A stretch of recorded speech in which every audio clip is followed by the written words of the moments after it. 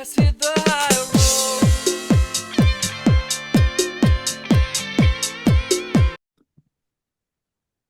Hi, it's Nancy Yearout, and welcome to High Road to Humanity. And boy, we've got a really spectacular show here for you, especially around the holiday time. I don't know if you guys remember Jim Willis, but he is an author. He's a theologian, a historian, and he was on the show a couple times with a couple of his books, and he passed this year. And before he passed, his book was published, Lost Loot. And so his editor is here today. And Kevin Hile is here. Kevin, thank you for coming on the show. I really appreciate it. This is a spectacular book. It's called Lost Loot. Um, Cursed Treasures and Blood Money. I love it. Now, did this come out right before he died or after? Um, yeah, actually, it came out. It was actually released after he passed away. I think he passed away in June, and this came out a couple of months later. Yeah. Yeah. Well, Kevin, So welcome to the show, and thanks for thank joining me you. today. Thanks for having me. Yeah, I'm really glad you're here. I was telling Kevin before the show, and I'll just share this with the audience. Jim was really near and dear to my heart. He was so interesting. He did his own drive time radio show, and he's just got a wonderful background. He was a minister, and when I talked to him, he was just enjoying himself. He was kind of a loner in a way at the end. He was kind of had himself isolated out in the woods doing this, writing these books and doing this stuff. So you said he has another book that is going to come out and that's about his life. Do you want to talk about that first, I guess? It's already out. It's called Cosmo and Me: A Seeker's Journey from Religion to Spirituality. You can get it online on, Amazon, Barnes and Noble. It's not a VIP book, but it's all about everything from his, childhood in the 50s in suburban Detroit and um, all the way to just couple years ago. And it parallels his growth in spirituality. In his early years, he was a evangelical minister, Right. and later on, he always remained a Christian, but he supplemented that and evolved with Eastern philosophy and Native philosophy, and Yeah. explored a lot of his spirituality. Really opened that up. And he Yeah. also discusses the evolution of American society from the 50s to the present. So it's all kind of meshed together. It's a fascinating book. So I anybody who's interested in Jim Willis should really read it. Yeah. Yeah, he's a great writer. And I just want to mention you're with Visible Ink. You're out of Detroit. I'm from Michigan. You don't know that. But I grew up in Michigan and went to Utica High School actually and went to Oh, okay. OCC. Yeah, I went to Oakland Community College. And so it's like, wow. And there was some interesting stuff in this book I saw and we'll talk about that happened in the Great Lakes. So I pulled some stories out from that. Well, before we get into it, let me just tell you a little bit about Kevin, because he is the managing editor for Visible Ink Press, and he's a graduate of Adrian College in Michigan, and he currently lives in Southern California. Do you miss it in Michigan? I bet you don't miss the cold. I don't miss the snow. I really don't. If I want to see snow in winter, I look at the mountains outside my window and they have snow up there. So that's Yeah. cool. I don't have to shovel it. Um, I like, everybody says, if I'm in Palm Springs and, Oh, are you okay? yeah, I really don't mind the heat. If you get too hot, you just go inside for a little while. I mean, in the winter in Michigan, if you got too cold, you go inside. Same thing, just Yeah, different same seasons. thing. So, Well, I'll tell you what, I'm in Connecticut. I just moved from Arizona to Connecticut this last summer. And so I'm going back to that kind of weather again. Hey, listen, I want to bring this up, you guys. This is High Road to Humanity. And before we get into Lost Loot, which is going to be a really fun conversation here today, I want to mention this pulled up online today at several different news outlets. And it's a silver amulet that has been unearthed in Frankfurt in a grave. It's the oldest evidence of Christianity north of the Alps. This is a picture of it. It was found at this gravesite. If you're watching me on YouTube, you can look at the picture. It was around this gentleman's neck. So the cool thing about this is it was silver and they found it and they were able to actually decipher what it says. And so I'm going to read to you briefly what it says. It took them months to do this. So the text of the Frankfurt silver inscription translated into English is of Saint Titus. And it says, Holy, holy, holy, in the name of Jesus Christ, Son of God, the Lord of the world, resist to the best of his ability all seizures, setbacks. The God grants well-being admission. The rescue device protects the person who surrenders to the will of the Lord Jesus Christ, the Son of God. Since before Jesus Christ bent all knees, the heavenly ones, the earthly, and subterranean, and every tongue confess. Now, I thought what was interesting about this is he talks about the subterranean, the people inside the earth. So I don't know, that kind of struck me. And it's taken it back a little bit further, and it's in Latin. It was yeah. So anyway, there you have it. I just thought that was really interesting. I wanted to share that with you guys today. Hey, and I do want to bring up A Guide to Angel Communication and Spiritual Law did launch December 1st. You know, Collective Inc. was so great. They're out of the UK. They published my book. It's how to connect with your guardian angel, how to connect with God, spirit, and how to connect with the earth energies. I hope you guys will check it out. It's just in time for Christmas. So having said all that, let's get into Lost Loot. Kevin, the first thing that really hit me, and this is really crazy.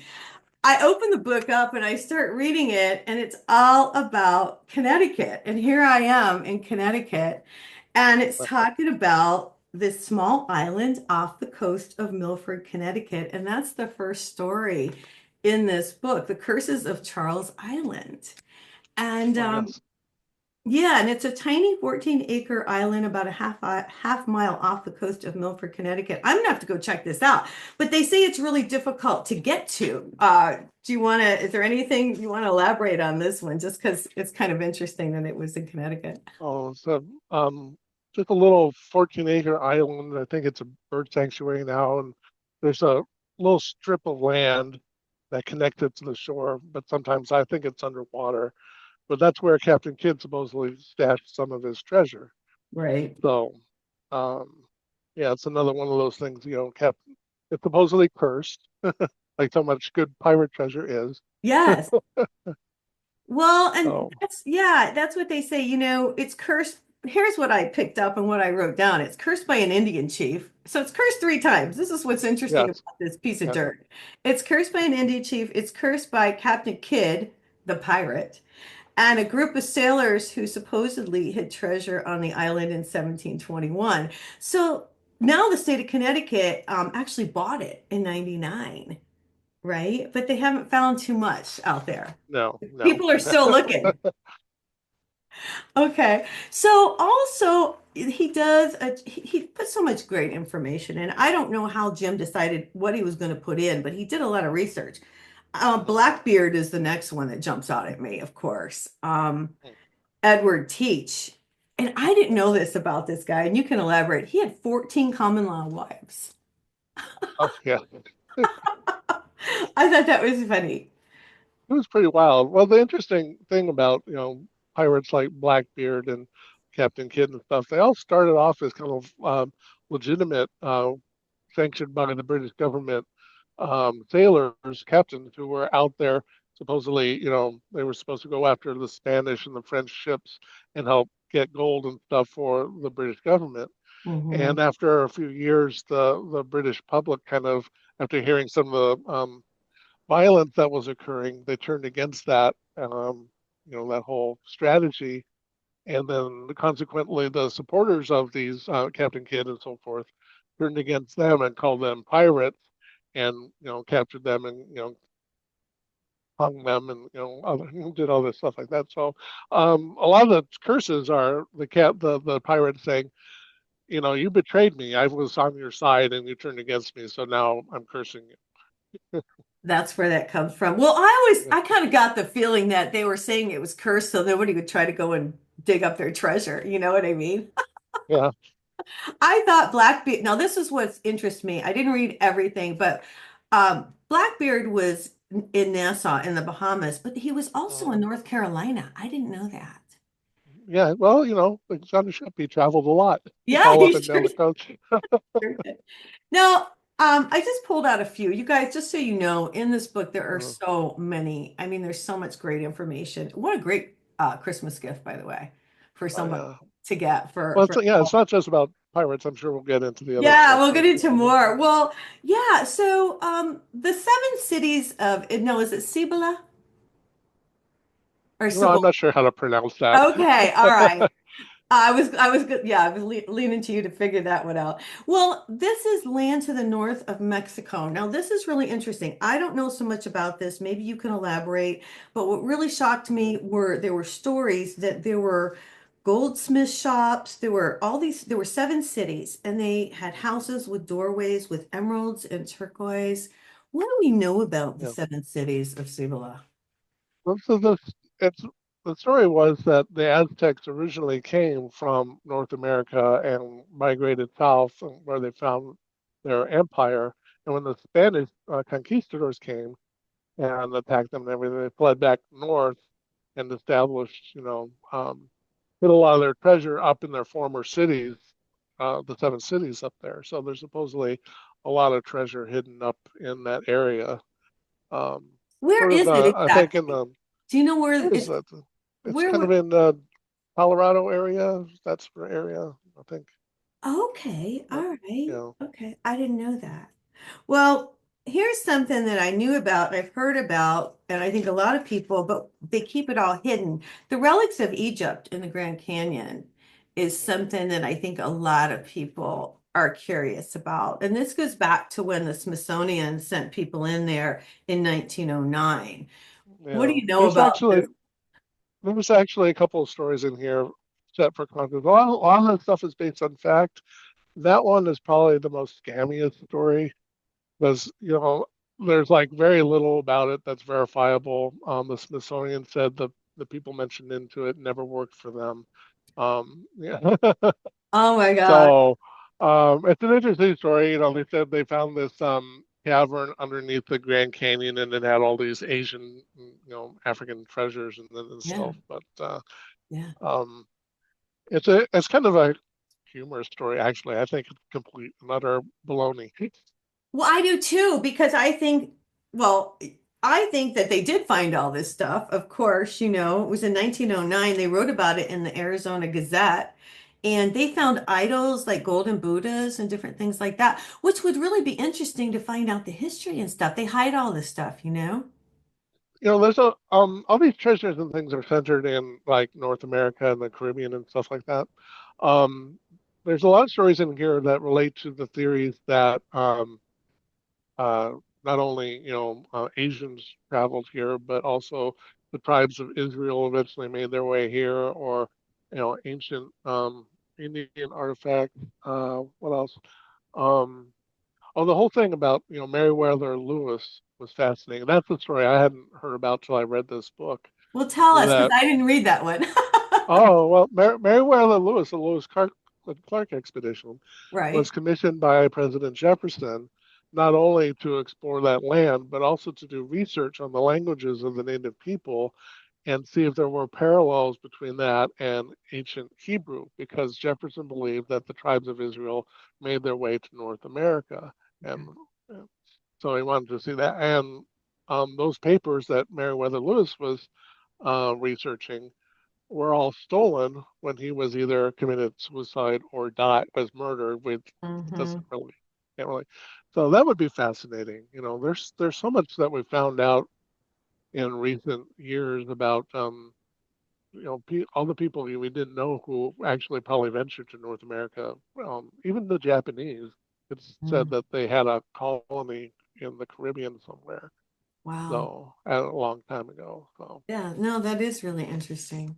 And then, of Well, course, we talk about the Holy Relics in Nova Scotia too later. So yeah, well, I want to talk about that too. Well, I did write down the Oak Island because I think the Curse of Oak Island. It's a small island off the coast of Nova Scotia. And what can you tell us about that? that's all about the idea that the Knights Templar, after being persecuted and stuff, one theory is that they hid things like the Ark of the Covenant in England and the Holy Grail in England. But some people say that some of them actually explored Canada, Nova Scotia in particular, and took some of the relics there, and Really? that's hid them in Oak Island or somewhere else in Nova Scotia. And there's that whole TV show about it too. Yeah. That's been going on for 12 years actually, where they've been exploring this theory. So, Well, I had a lady on that talked about the Knights Templar just recently on my show. And what I found interesting, and I'll just throw this out there, is, she talked about the manna as being an actual like accelerator of the Grail. That was the food that fed the Grail that gave it power. And I thought that oh, was really interesting. I had never heard that before. I always thought manna is, something to feed the people, but it was to feed I the always thought that was energy. something you ate. Yeah, it's How does not. it, how Yeah, does it give power to a, it's an how does it do that? energy. Yeah, it's a I don't know what it's a mineral or it's an energy, okay, that they say is you'll have to check it out. I thought it was so Uh, interesting. That's in the Grail that actually it's the source, it's what powers it up. It's what gives you know what? it. Yeah. Yeah, isn't it interesting? You know what mana means, right? The No. translation of mana. It means what is this? Yeah, It's a right. I literal saw that in the translation. book. That's right. That's right. I did see that in the book. What is this? Yeah, yeah, yeah. I don't know. But anyway, who knows? We'll find out this stuff eventually, I'm sure. I did write down, so, you also, he talked about the Civil War. And what really I thought was interesting, I love this one. I read this whole thing. President Lincoln ordered a large transfer of gold, billions, from Wheeling, West Virginia to the U.S. Mint in Philadelphia. And I guess it would have been like 27 and 55 million. So two different separate, I guess, chunks of gold. And they hired these two guys. I love this part. We're back. Yeah, talk about, well, you can tell the story probably better than me. So tell the story. Well, 1865. well, you go ahead. I mean, Well, that's a, they hire these two guys. One's a sergeant, and he's got kind of a bad reputation from what I can gather. And Lieutenant Castleton, because everybody's out there fighting, right? So they take two guys who they don't really need, and they're in charge of moving this gold. But something happens, and the gold is lost. And I think they said they found 2.5 bars, like in 1865, under a pine yeah. stump. 4 miles from the wagons that had been abandoned. But do we know anything else? Well, no, I guess they split up. They went one was what's his name? Lieutenant Castleton, and the other was Sergeant Mike O'Rourke. I think they both had records. Yeah, I know. That's what I said. I think they were both like not, so they stole the gold. Surprise! I just think this is crazy. And Yeah. they did try the guy, but I saw Lieutenant Castleton was let off, and was Mike O'Rourke let off as well? Well, I I think think, he was arrested. I think Mike O'Rourke was arrested. and the other But guy yeah, I was, think Castleton. Well, O'Rourke was only a sergeant, so so but it's like, where's the gold? They never found it. yeah. No, no, they didn't. That's a Uh, lot. That's a lot of yeah, gold. I yeah. just want to say. All right. The other one that I wrote, you guys, I could go on. This book is really good. I want to mention Lost Loot. It's Cursed Treasures and Blood Money. It's by Jim Willis. And Jim passed this year on June of 2024. And if you're just joining us, um, Kevin Hile is here, and he's the editor of this book. And so that's why he came on. And it's such a tribute. I know Jim's watching. I know he's paying attention to us right now. Looking down on us. I really, because I'm from Michigan, and I told you this, and you grew up in Michigan. Did you grow up in Michigan? I've lived all over the place: Southern Okay, California, all right. Illinois, Michigan. Okay, all I was right. actually born in Boston, so Oh, okay. I'll say, well, I'm closer. Yeah, I'm closer to your birthplace. So in Muskegon, Michigan, there is a story about Frederick Monroe back in 1973. Uh, so this is a dying grandfather that confesses that $2 million of gold bullion is sitting in a boxcar at the bottom of Lake Michigan, and that only three people knew about it, and two had already died. So from what I can gather, there was a railroad boxcar full of gold, which could have been actually from this Civil War gold, is what I was. Yes, yeah, that's what I think. Yeah. Yeah. And so it's down there. And it made sense because I thought, okay, it would be so heavy that the ferry probably couldn't, hold it. And they probably didn't even think about it.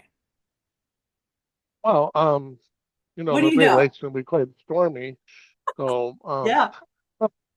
I thought, well, I have to refresh my memory. I thought they hit rough waters or something, and that's how it sank. Oh, did they? Okay, I don't know if I caught that or not, but I know that it's at the Yeah. bottom, but nobody's ever really gone to try to recover it. Oh, well, there's actually they had some of the Okay. people who are on the Curse of Oak Island were also on a show called Curse of the Civil War Gold, and they were scuba diving under Lake Michigan looking for this gold too. So Okay. people have been looking for it. They Yeah. have been. Okay. All Yeah. right. They just haven't found it yet. Okay. I got it. Well, and then Oak Island, yeah, there's a lot of people that have been looking. You know, he also talks about the Holy Grail, the Ark of the Covenant, and Mhm. that holds the Ten Commandments. What anything in there that you found out that was different than what you knew or that was surprising about the Ark of the Covenant that we don't already know? Well, I mean, I've heard of artifacts and stuff being found in Canada showing that Vikings and so forth have been there, but I had no idea about the Knights Templar theory of them going Oh, there. okay. So I had no idea about that, so that was all new to me. Right. They have found some interesting things like that giant cross, the stones that are arranged on the island that form a cross Yes. over a number of acres. So Yes. um, and rock piles, that are also indications of people that were there and various other signs that were left behind. So there's some strong evidence that, you know, maybe it was the Knights Templar or somebody related to them that were there and checking out possibly as a place. I don't know if anything's actually there and they haven't found anything significant, Right. and but it's possible. I Yeah. think anything is possible. There's so much we don't know. I mean, they're still finding artifacts, like Göbekli Tepe in Turkey, that's like 10 million years old or 10,000 years old instead Mhm. of, which is older than Egypt, and they're still finding stuff like that. Yeah, it's So crazy. Well, let's go back to this. It's Nolan's Cross that you're talking yeah, about. And there are right. 6 marker stones in the shape of a cross. Now, Hmm. here's what I found really interesting because, I've been to Scotland, I've been to Ireland, but then I got to Connecticut and they do all the stone walls here. And I found this really interesting because they talk about these stone piles, these rock piles. And, they say, oh, that's just rock piles when they were clearing the land. But these piles were there before the Europeans came over. And they're almost like markers, aren't they? And Yes, people I think they're didn't, definitely markers. Yes. yeah, You don't just pile them the way they're piled just to get rid of some stones. No, they're very deliberate. yeah. So this is really interesting too. And it was mapped out and they mapped it out. And that's how they came up with Nolan's Cross, is Mhm. by all these different stones. I just thought that was fascinating. There's so Mhm. much we don't know about our own country, which is crazy. All right. So now I just have some basic questions for you. Out of this whole book, I mean, what was your favorite? Like, what story do you want to share with us? Is there one that really stuck out with you? Um, well, I like the whole Forrest Fenn and the Thrill of the Chase chapter The where what that now? fellow Forrest Fenn, Okay. who, this is a fairly recent story about 15 years ago, where this guy who had made a lot of money in his life, he decided to hide a box containing a lot of money in the woods in North America somewhere, and he Oh, started a yeah. competition Yeah. where people started looking for it and Right. everything. Right. And his whole point of it was um, to give people a sense of adventure. The fun. The kind of the point of the book is the whole fun of the adventure of looking for gold, even more than finding the actual gold or other treasure, is the Mhm. actual seeking of it. Mhm. Unfortunately, I think 3 or 4 people actually died looking for this. They would do silly things like go up in the mountains without enough food or water and end up dying. And he kept saying, I haven't buried this. I haven't buried this treasure. I haven't, put it where that's really hazardous. Really, yeah, really And it ended difficult up, to get some to. guy ended up finding it. It was actually like under a tree in Colorado. It wasn't like buried deep or anything like that. So it was actually found. So that Okay, I was didn't what's know that. interesting.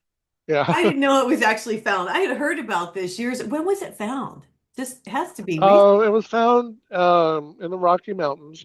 I'm not sure exactly, but That's okay. I'm just curious. yeah. That's interesting. You guys got to check this book out. This is one of the best books as far as just being interesting, and finding out some of this stuff. Now, you worked with Jim. You want to talk a little bit about working with him and how he felt about, I mean, he'd be so proud, wouldn't he?